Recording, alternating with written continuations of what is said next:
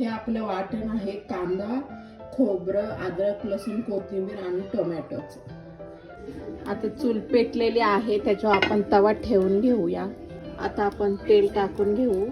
पण थोडी मोहरी, जिरी, लसूण, हिरवी मिरची, कढीपत्ता, कांदा टाकून मिक्स करू.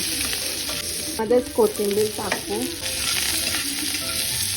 हळद टाकू, थोडी मीठ टाकू, बेसन पीठ टाकू. आता मिक्स करून घेऊया.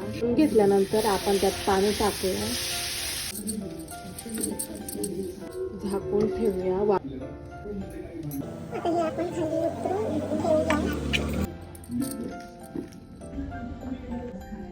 अंदाजे 3 आपण फोडणीसाठी आपण वाटण टाकूया,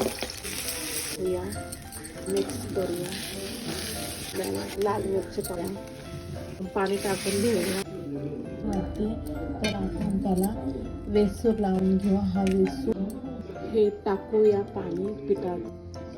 आता आपला रस्सा कसा डुबुकवडी